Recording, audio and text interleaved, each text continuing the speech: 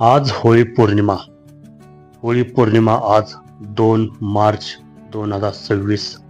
तर आज आहे होळी पौर्णिमा.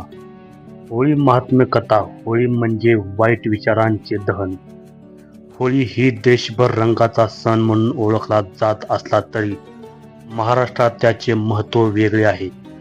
ग्रामीण भागात शिमगा या नावाने ओळखला जाणाऱ्या सणामागे एक आख्यायिका आहे. पूर्वी राक्षस कुळात हिरण्यकशिपू नावाचा राक्षस होता.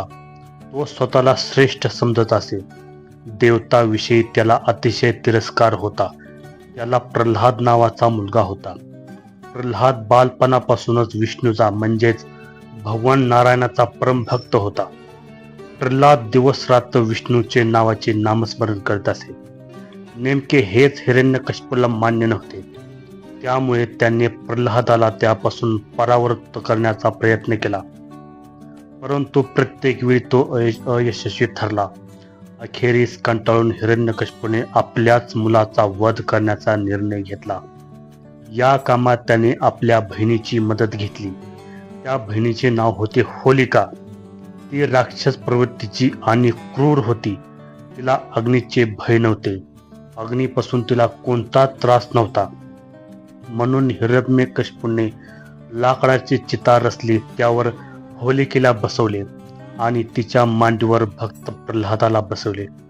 परंतु प्रल्हादाच्या भक्ती साधनेमुळे उलटेच घडले.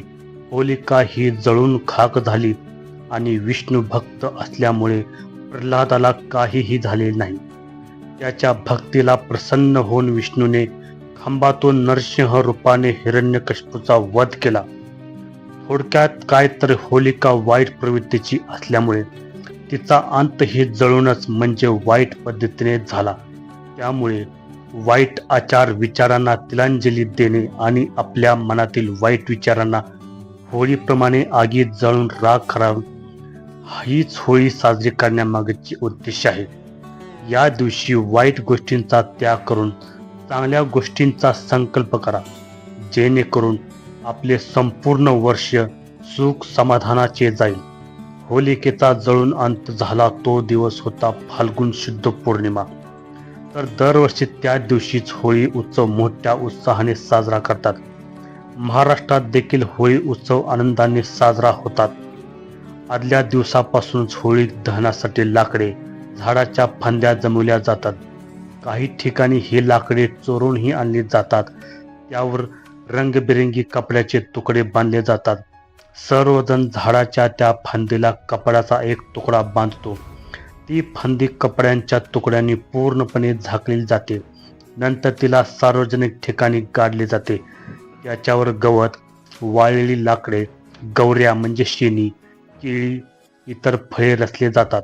मुहूर्तावर होळीचे पूजन करून मुख्यतः पुरणपोळीचा नैवेद्य दाखवला जातो. त्यानंतर होळीचे दहन केले जाते. दहन करताना होळी रे होळी, पुरणाची पोळी अशी घोषणाबाजी केली जाते. अशी ही होळी सर्वांना सुख समृद्धी आणि भरभराटीची जावो ही सदिच्छा.